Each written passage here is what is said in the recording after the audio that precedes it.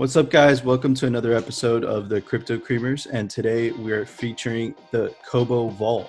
It is a Chinese manufactured hardware wallet, and I'm here with the designer to talk about the design philosophy and what got him into this in the first place.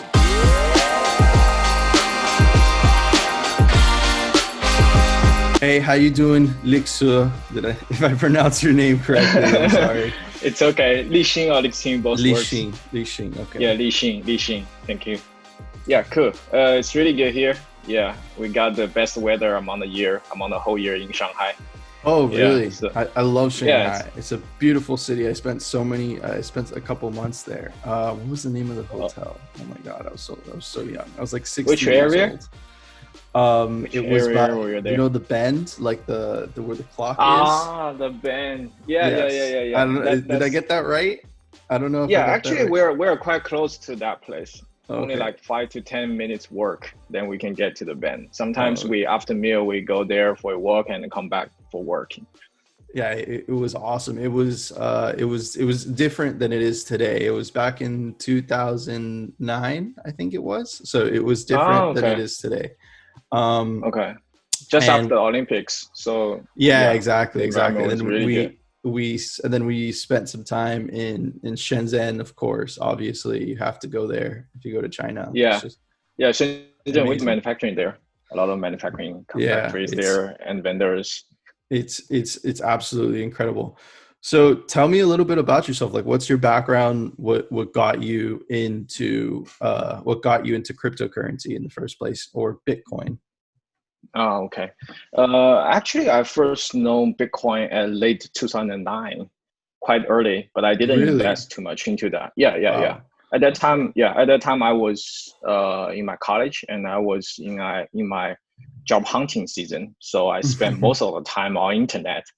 And at that time, maybe you don't know Google Reader. Have you ever used the Google Reader? I have not used it that much, but yeah, Google Reader is a RSS source. They put different kinds of RSS source together, and you can read a bunch of articles in one place. Okay, and, cool. at the end of 2009, my Google Reader feed was flooded by Bitcoin. Yeah. Oh wow. So at that time, I knew Bitcoin, but in the first place, I kind of understand the technology there, but I don't think the consensus can be reached. So I didn't touch that in the first place. Then time goes to 2013. I was running a startup in Shanghai, and my partner, he was from Stanford. So he came up with Bitcoin again, and he reminded me that you should check this out. And that time, that was my first purchase of Bitcoin. Oh wow. Yeah, so but I didn't. So how do you go? Sorry, how do you go about purchasing Bitcoin in China today? Or are you even allowed to say that? Okay, it's totally allowed. Here, actually, it's very strange because you cannot purchase Bitcoin directly. No companies is allowed to sell Bitcoin to any people here in China. Okay. So you have to use OTC platforms to trade with other people for Bitcoin. And the most interesting part is those OTC platforms are run by exchanges. So, and the exchanges always raise a little bit price for purchasing Bitcoin compared to USDT. So people usually buy USDT and trade USDT into Bitcoin. And this is a little tricks by the exchanges here because they wanted to earn the exchange fees from USDT to Bitcoin. That's quite interesting here. Yeah. That's really awesome. Also, I think, and also I think a lot of miners here in China. So a lot of rich people with huge net wealth, they usually purchase Bitcoin directly from the miners because those Bitcoin are the pure clean Bitcoins rather than that. Yeah. So that's actually really interesting that you said that because I know that a lot of our viewers are going to be curious because you see all the FUD on the news, which is like China makes Bitcoin exchanges illegal, but it's like so where does everyone get it from. So now you answered that question. So I love Yeah. that. I love that. Yeah. Actually, I was previously I was thinking about maybe I should make some vlogs to show you guys what's the mining farms here looks like. They're quite different from you guys there, I think.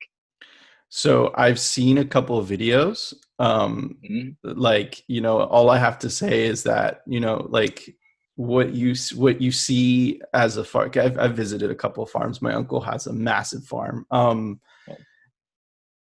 And what you consider big here in the United States, it like does not compare to the mining operations that are going on in China. They're Yeah. like massive is an understatement. But if you could send Yeah. me a video, that'd be great. I have seen a couple in the Yeah. past, and it's just mind blowing. Okay, so what got you to design the CoboVault? Why did you Oh, feel like there was a necessity for that type of product? okay. Actually, previously before I purchased some Bitcoin back in 2013, but my career didn't encounter with Bitcoin after that. I was working in hardware industry, and my previous company was making drones, and we were invested by Snapchat. And after that, I left that company. And Cobo is a big company here in China. Mm-hmm. Cobo is founded by Discuss Fish, who's also the founder of F2 Pool. You must know that F2 Of Pool, course. one of the biggest mining pool currently in the world. So he founded Cobo, and they do wallets here in China. Cobo mainly do wallets here in China and the Southeast Asia countries. Mm-hmm. They mainly do custodial wallets here. So at that time, the founder of Cobo also thinks that there's a big opportunity for hardware, and they found me. So they incubated me. One is I have hardware background. I know how to design product, and my previous company also do global marketing around the world. So I know how to interact with because hardware in China, hardware wallet is a very small market because most people put their crypto, Bitcoin, different kinds of coins in exchanges, and also they are familiar with custodial services. So very few people use hardware wallets for Bitcoin here in China. So they asked me to set up a company. So we design and we make the CoboVault, and also currently we're doing global marketing for CoboVault. Mainly, United States and Europe is the main target countries currently for CoboVault. So here I'm running like a separate subordinate company aside from Cobo, running for CoboVault. Yeah, this is mainly in the background. So I have two questions from that. So what Mhm. did you say was your educational background again? Like specifically your degree? Okay, my degree was mathematics and business administration. Mathematics is my minor uh, major, and business administration was my main major. And my working background is product manager for hardware, just mainly for product design. But I don't do coding and that stuff. I only Mhm. do product design and user experience, this part. Amazing. Okay. Thank you. And so that's really interesting that you say that because, obviously the majority of Bitcoiners in the United States, Mhm. they, especially the people that are just getting in, they use Coinbase or Cash App, and they just leave their Bitcoin in there. But like once you start to see the serious Bitcoiners, you'll start to notice that they really take a lot of importance in self custody, right? Yes. So there's the Ledger wallet, there's the ColdCard for the extreme Bitcoin maximalists, there's the original Trezor, so Yes. and I was reading a lot about the hardware market a couple days ago, and it's expected to grow from today, which is around $135 million, to $750 million by the end of 2025. So there's definitely a lot of piece of the pie, so to speak, for all these companies, including you guys, to compete. So I'm just curious to know as to why in China people don't value self custody so much. I think in China, uh, you can see that in China, the history of Bitcoin is not as long as uh, the United States or people in the Europe. So here, I think the biggest reason is that people here they haven't gone through the big accidents like Mt. Gox and other companies. So it's not painful enough Yeah. to get the idea of self-custody and the financial sovereignty, this kind of stuff. Okay, I understand Yeah. perfectly. So it's just they haven't smacked themselves on the head yet. I understand. Okay. Yeah. Okay, but you're gonna solve that product. I mean, you're gonna solve that problem with your product. Okay, so Yeah. tell me about your product. Why is it different? Why should people buy it? What's exciting about it? Give me an Mm-hmm. elevator pitch.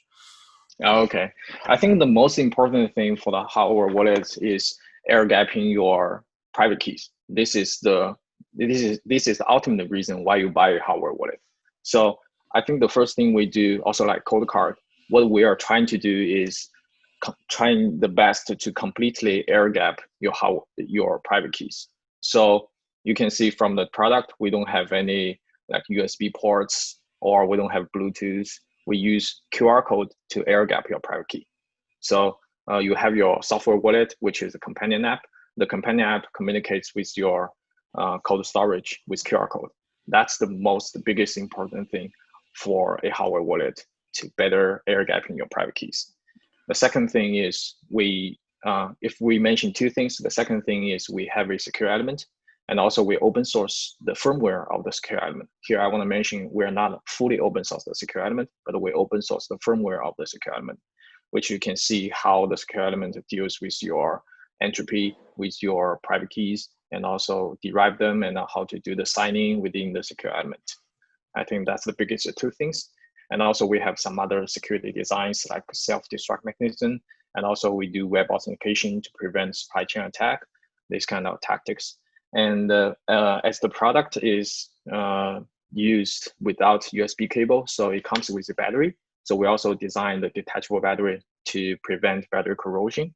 And if for some long-term holders, they may not touch their hardware wallets several months or several years. So we also support the AAA battery. So you can use AAA battery to turn on your hardware wallet in case you come into kind of emergency to send your Bitcoin to somewhere else. Yeah. Amazing. So just to recap for our audience, there's no USB ports on the design, so I kind of love that. That's pretty awesome. I haven't seen that before, so it's never actually, you don't even have a capability of connecting it to a computer. You scan the seed or whatnot through QR. Let me ask you something. So do you scan the seed from a native app that you guys designed, and is that native app connected to a node that you guys run personally? Sorry, I think you're asking two questions. One is about seed creation, right? When you create your seed, your private keys, right? So like basically, like let me give you an example. So you know how Ledger Live connects to your Ledger? I see. Do you get what I'm saying? And then if you want to send a transaction, you build a transaction on Ledger Live, Yeah, and then it broadcasts from Ledger Live. Do you get what I'm saying? But you also have the option to connect it to Electrum if you don't want to use Ledger Live. Yes. So what I'm asking is, you mentioned that you scan the QR code and that's how you import the seed onto the device. Is that correct? Or do you create the seed on the device itself? First, the seed is created on the device itself. Okay. It never comes out from any outsource. It creates on this cold storage. Okay. Yeah. And awesome. Then your second question is, we also comes with sorry, it's my son. We comes with a companion app on your mobile phone. So you just scan them to send a message to broadcast the transaction. And this mobile phone is connected to our own node. Mm-hmm. So it has privacy issues. You need to trust our node. Mm-hmm. But at the same time, we also make this cold storage compatible with Electron. So you can use with Electron, and your Electron can connect to your own node, or we're also working integration with Wasabi wallet and also Blue wallet. So our own app is connected to our own node, but you also have a choice to connect this cold storage to other third-party wallets, open source third-party wallets, which can be connected to your full node. Amazing. Okay, so for the less technical users, they could use I'm just using an analogy here. They could use the Ledger Live equivalent Yes. of CoboVault, but for the privacy enthusiast or the Bitcoin maximalist, like I like to say, in the future you will add support to be able to connect to Electrum and Wasabi and the Blue wallet. So that's really cool. Just one thing. Currently, we support Electron with the latest firmware 1.10 version 1.1.0. That's actually the next question that I was going to ask you. Okay, and okay, so I have a demo. I have a demo on my Twitter. Maybe you can put the link in description later. Absolutely. I have a demo how to use your CoboVault with the Electron, and it's quite seamless, I think. Absolutely. So, like we do with all our guests, whatever type of links you want me to put down in the description, we will be more than happy to do so. We'll put your website, and we will put the demo, whatever you guys want. So recently I saw on your Twitter that you guys released firmware upgrade version 1.10. In the notes, it says option to switch to Bitcoin only firmware version, compatibility with the Electrum wallet as a watch only wallet, and micro SD transmission for large transaction data. So could you get into detail a little bit about what all that means? First, because I'm a Bitcoiner, so I think I also obey the rule, that the keys rule, which is keep it simple, stupid. Mm-hmm. So for better security, the best choice for you is to trim down other nonsense stuff and keep the minimum size of what you need to protect your crypto. So I think this is the basic rule for better protection for your crypto, for your Bitcoin.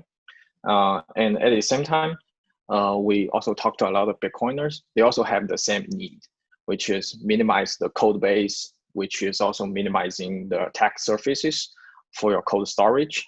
So that's why we launch a Bitcoin only version firmware.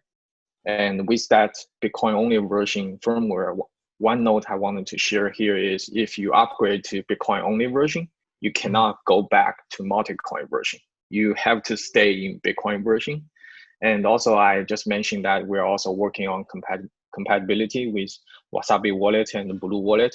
All these third-party wallets compatibility will work with the Bitcoin only version later. So the Bitcoin only version firmware is designed specifically for Bitcoin maximalists or Bitcoiners, just like me. Awesome. Yeah, so this is a Bitcoin only version. The second thing is Electron compatibility. Maybe you guys haven't used the QR code scanning features on Electron, but for that features you have. Okay, you have. Yeah, so with Electron, you can export your XPub from your cold storage CoboVault into Electron, and then Electron can be your watch-only wallet, which means Electron doesn't have the private keys. It only has the addresses, receiving addresses and change addresses. And you can use Electron to set up a transaction because Electron is connected to the blockchain. So you can use Electron to set up a transaction, and the transaction can encode it into QR code, and then you can scan the QR code with CoboVault, the camera here. I understand. And then you do the signing. Yeah. So okay. So let me unwind that for our audience. Okay. So I actually did a tutorial on how to export your pub file from your ColdCard to the Blue wallet because it didn't have that functionality at the time. So I did a tutorial for that. So I'm kind of familiar with what you're talking about.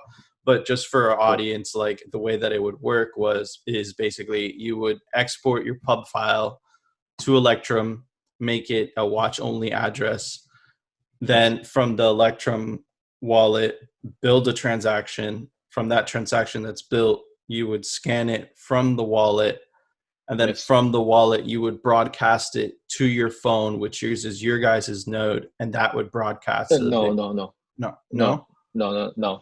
With Electron, set up the transaction, and then use CoboVault to scan the transaction. And the CoboVault has the private key, so it does the signing work. It signs the transaction with the private key here, and then here show your sign the transaction with a QR code.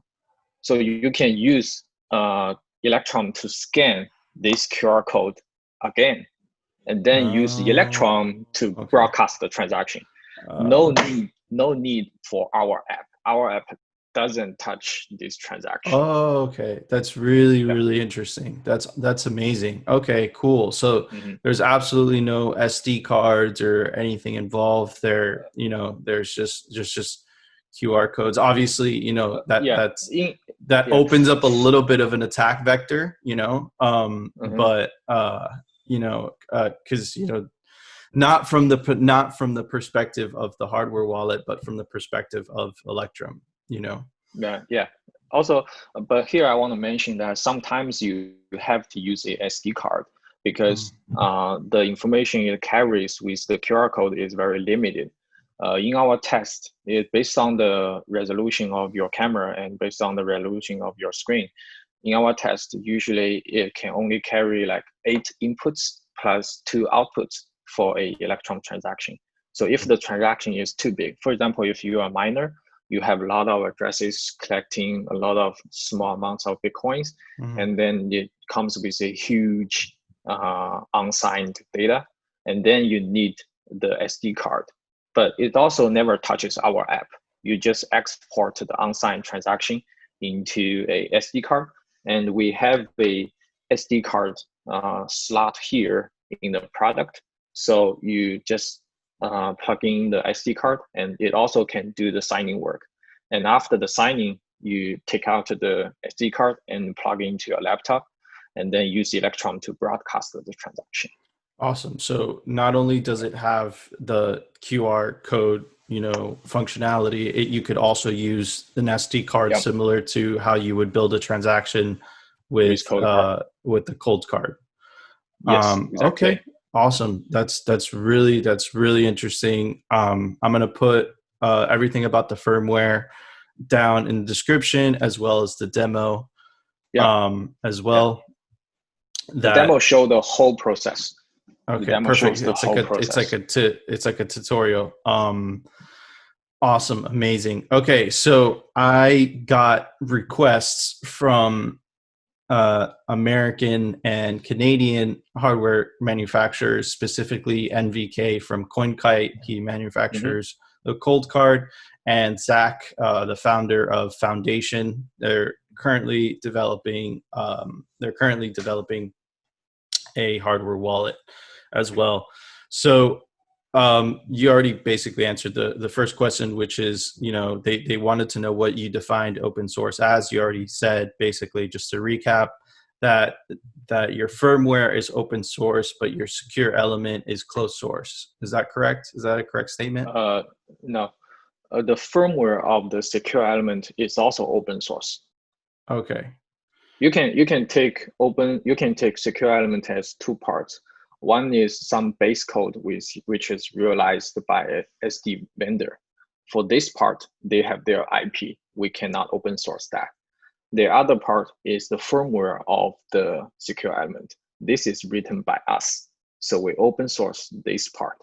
So this secure element is not fully open source. We open source the firmware of the secure element, also the other parts of the product, because all the companies open source the other parts. Even Ledger open source the other parts. So I didn't mention that part. What we do for one step further is we open source the firmware of the secure element. Okay, awesome. So that answers answers the question, which is basically, you know, what parts are closed off. I think you explained it very well. Thank you. So the next question would be, how could you be rest assured that you trust your secure element vendor? Are there any details that you could provide about how the secure element works? Is there a secure element data sheet? Is a data sheet that's going to be open? These are all technical questions. I don't understand them, but I'm sure that It's you do. okay. Okay. Actually, we are working on open source the data sheet. That should be done within 1 week. Okay. So after the data sheet, and then people will see how the secure element work and what's everything, not everything, what's the different parts of the secure element, this basic information, just like ColdCard. They also open source the data sheet. We will also do that within 1 week. Okay. So just to Yeah, clarify that you will open up, because I think that was a really important question from them. yes. I don't understand this, but I'm sure that, buyers and they are definitely going to be curious, but you will open source the secure element data sheet. Awesome. Amazing. Yes. That's good to hear. And also, one thing I wanted to add here is, which is not achieved by other hardware wallets vendors, is that if any researchers can sign an NDA with us, and then we can send him the development board of the secure element, which means we can send him a raw board and a secure element installed on that board, and he can connect that board to his laptop, and he can do whatever test he want to do with that development board of the secure element. So currently we're working with Stefan from Crypto Advanced. We're talking with him because he also wanted to deeply dive into that secure element. So we're talking with him to share him the development board of the secure element. But I want to mention NDA is needed, but the NDA is not needed by us. It's needed by the secure element vendor. They ask us to sign an NDA with the researcher who want to do further verification of the secure element. Okay, great. So basically, if let's say if any of these guys wanted to basically test your hardware, they can contact you directly via Twitter, which I'll also put down in the list in the description, and they could get more information about testing your secure element. So the second part of the question was, how could you trust your secure element vendor? Because I know that, for example, ColdCard uses it uses the ATECC 608A secure. I mean, no. That's the chip that connects to the secure element. But what I'm trying to say is that the secure elements that they use are they're well-known products that you could buy as a hardware manufacturer. How as a consumer, how do we trust your secure element vendor? Is he reputable? Does he have a website? Who is he? That kind of stuff. Like I said, I'm not very technical with this stuff, so I'm sure you know more than I do. Okay. Here, I wanted to share you why we did this choice. What's the trade-off here? So they choose one of the giant chip manufacturer, which is Microchip, and also the secure element there. But just like Ledger, they also choose a huge chip manufacturer. I think I don't remember the name. I can't recall the name, but they choose a giant company. But the trade-off here is if you choose a giant company, you are not allowed to open source the firmware of the secure element. Even though that's written by the hardware wallet vendor, you cannot open source that. They don't have that kind of flexibility. So here, the trade-off we do is we choose a relatively small SE vendor, which is still one of the biggest, the top 2 SE vendor here in China. But the benefit we got from them is they give us the flexibility that we can open source the firmware of the secure element. So here's the trade-off. And the question was, you could open source part of the firmware, correct? Yes. If we choose a giant company, we're not allowed to do that. So here we think transparency is more important. So we choose a relatively small one, but still the top 2 SE vendor here in China, and then we can open source the firmware of the secure element. Okay, and so we trade off between the big names and the open source of the firmware. I understand. That's the yeah. And so, and just to recap, the question, I didn't answer the question completely. I think the question is how we trust the SE vendor. Okay. So yeah. Sorry. Actually, from our side, we did one of the design principles of our product is we need to minimize the trust. So we don't want to put fully trust like 100% or 1,000% trust on a secure element and don't do any verification on the secure vendor, on the secure element vendor. What we did is we do verification on them. So we check the genuinity, we check the legitimacy of the secure element, and then we use that secure element in our product. And also, as I mentioned, we can, if a researcher can sign an NDA with us, we're okay to share the development board of the secure element to that researcher, which means we allow the community to verify this secure element. So you see what's our approach. I think different companies, different vendors, they have different approach. For our approach, we choose a relatively small vendor, but we can try to maximize the transparency with them. We can ask the community can help us to verify this. You don't need to trust our verification. You can trust it by yourself if you're a researcher. Yeah, I mean, I think that, I think that eventually, someone's going to audit this, right? A recent article came out, a recent article today. Let me see if I could share it. So like a recent article came out today, about, I don't know if could you see my screen? Yes, Ledger Dangzhou. Yeah. Okay, perfect. So this recent article came out today. It's basically what you're saying. I think that the community will eventually audit your guys' product, and like you said, if anyone in specific, they could sign an NDA with you guys, with the company to audit it. But this basically says that there was a vulnerability in the MK2. I would like to point out that this is an extreme case, and the author himself said specifically that not only did the MK3 version of ColdCard fix this, but it would cost over $200,000 to even pull off this kind of attack. So I just wanted to show this really quickly to our audience members, just to basically show that, eventually what how do you say your name again? I'm so sorry. Lixin. Lixin's CoboVault product will eventually get audited. People are going to, they are going to attack it, because that's just how this community works, right? Yeah. So also that's how we improve our product.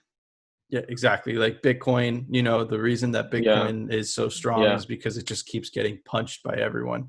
Yes. Awesome. So the next question would be is why did you guys decide to build on Android instead of firmware in MicroPython or Rust? And NVK specifically says that it's impossible to make Android secure. What is your response to that? Actually, because we have a camera, we have a camera to scan the QR code. So if explain that in a layman's words is that if you wanted to trigger a camera or you wanted to drive a camera to do the whole thing, you need a strong system. You need a strong CPU to do all this stuff. So it's almost impossible to do that with MicroPython. It has to use some kind of system like Android or Linux. Actually, our choice was between Android and Linux. So we choose Android because the development cost is lower. So we choose Android. And here to answer NVK's question about Android security, Actually, our Android system is also customized. It's not like a raw Android system from Google. It's customized. So we trim down the attack surfaces of the Android system. And also we will open source the code of the Android system later. So also it can be verified. Yeah. Awesome. Currently we're doing code auditing for the Android system code. Later we will open source this part too. Okay, so just to recap everything, you said in a week you will open the secure element data sheet, because I know a lot of people were interested in that, and eventually you will open source the Android aspect of it. And the reason that you guys chose Android is because MicroPython and Rust does not have the capability of being able to run a camera on the device itself. Is that correct? Yeah. Yes. Okay. And also here, another reason behind why we didn't use MicroPython is that currently almost every hardware wallets, they're running on MicroPython. So the community needs something. If you wanted to distribute your risk, you'd better use something which is built on something other.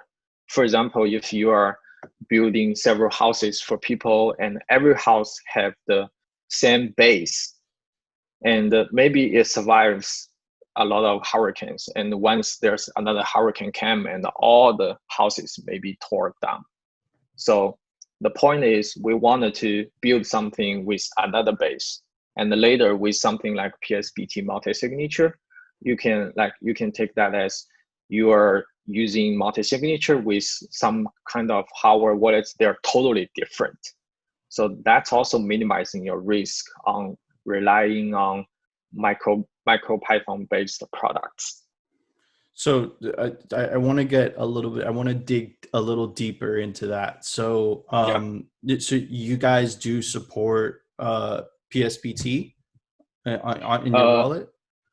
Currently, the compatibility with Electron is not PSBT. We're using Electron format, and currently we're developing PSBT compatibility. And later we will support Wasabi wallet and Blue wallet. We're working with them to be compatible with these two wallets. We will use PSBT format, but that's PSBT single signature.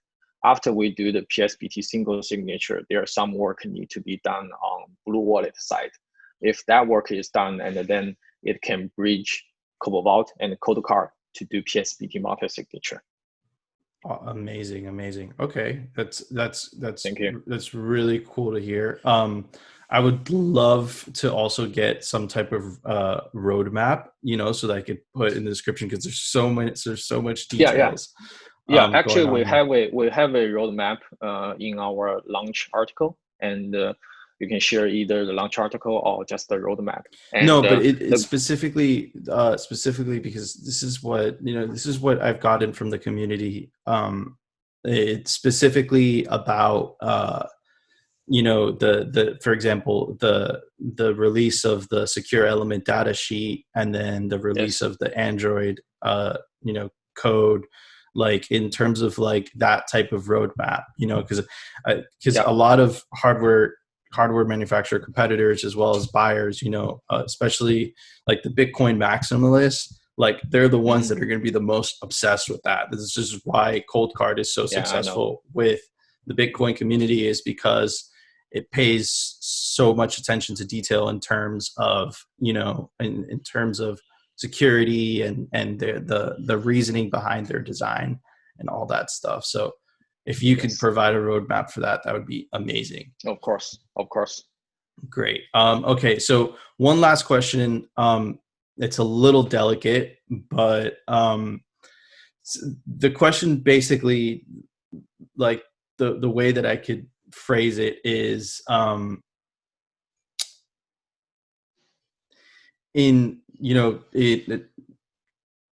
there's a reputation that a product made in China is vulnerable to government intervention, right? So that was a question asked by the community. I don't know if you could address that specifically, but that is a concern for like from some people.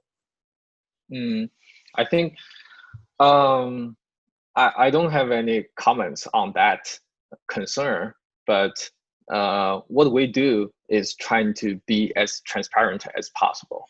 Like I said, we open source we will not only open source the application layer, but also the system code, which is Android system. And also we open source the secure element firmware. And also we can share the development board of the secure element to researchers. So Okay. I think the thing is, don't trust the verify. You don't need to trust some people telling you that products from China is vulnerable. You don't need to trust that they are saying. No, you can verify by yourself. Forgive me. Like this isn't like this isn't my question. I'm not wondering that. Like this is a community. Is a community question that they're curious about what your response would be to that. You know, like I like I said, I don't have a technical background when it comes to hardware design and manufacturing. So everything that you're telling me right now, you know, I understand maybe 50% of it. I'm just asking questions. It's okay. I'm saying that, for example, if a random person come to me saying that products from China is vulnerable, I don't need to trust him. I want to see that how the community is verifying this product and how much open source they do, how transparent it is for the product, and especially for the big guys, how do they do the verification there? That's the key. It's not key about we cannot deny that we're from China and products manufactured China. I will never lie anything on that. But what I can do is make the product as transparent as possible, so people can verify it. Don't trust, just verify. You don't trust us. You also don't trust the people who telling you that the product from China is vulnerable. This kind of saying, you just verify, or you just trust people who can verify it.